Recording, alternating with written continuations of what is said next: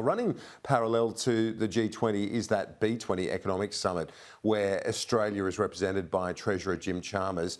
Andrew Clennell caught up with the Treasurer on the sidelines of that event.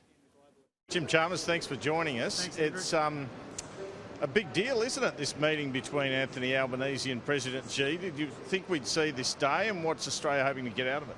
I think it's a really important opportunity to engage. We've said for some time now we want to try and stabilise this absolutely key relationship, and that's what this conversation will be all about. Of course, we have our fair share of differences, but we believe that if you engage meaningfully and calmly and in a considered way, then that gives you the best opportunity of stabilising the relationship. All of us have an interest in a region which is stable and secure and peaceful and prosperous, and that's what this discussion is about.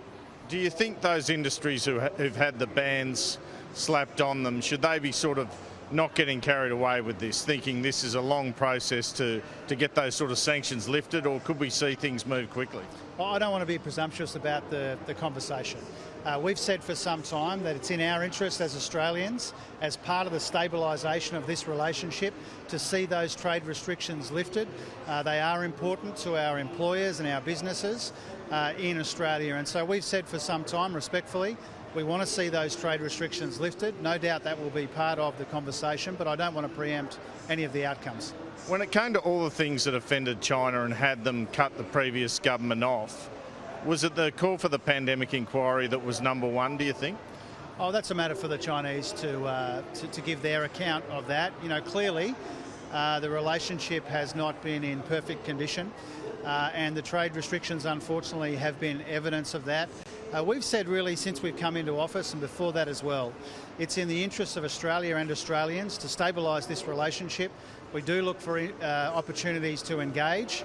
We engage where we can. We raise our own issues of national interest where we need to, and that will be part of the discussion, no doubt, as well.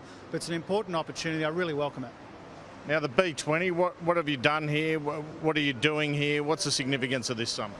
Well, for me, it's really about two things. First of all, my finance minister colleagues have been meeting here in Indonesia the last couple of days, making progress on the pandemic fund, on climate change, and some of the issues around energy markets in particular. The biggest challenge everyone's got is the fact that the war in Ukraine is pushing up energy prices and pushing up inflation and interest rates. So that's been key to the conversations I've had with my Indonesian counterpart, my American counterpart, and others. But here, any of them got an answer? Well, we've all got, for example, the Americans are working through the G7 on the Russian oil price cap. Every country's got its own version of a meaningful but responsible and sensible intervention in the energy market, and we'll be part of that too. But this B20 meeting now, and your viewers might be able to hear Justin Trudeau speaking right now, the Prime Minister of Canada, Prime Minister Albanese up shortly. This is really quite remarkable for Australian business. We have the biggest delegation of anyone here at this B20, 120 different Australian businesses represented. And so I've been able to say to the Finance Minister of Indonesia, the Prime Minister's been able to say to the President of Indonesia, this is our demonstration of the interest and enthusiasm that we have in the investment opportunities in Indonesia, which will be of great benefit to both countries. And do we see a price cap on gas when we get home? Oh, well, obviously, those are the sorts of issues that we're working through. The ACCC has released, I think, some quite confronting numbers about some of the wholesale offerings being made in the market. They are a consequence of the war in Ukraine, causing havoc with global energy markets, pushing up energy prices for us at home.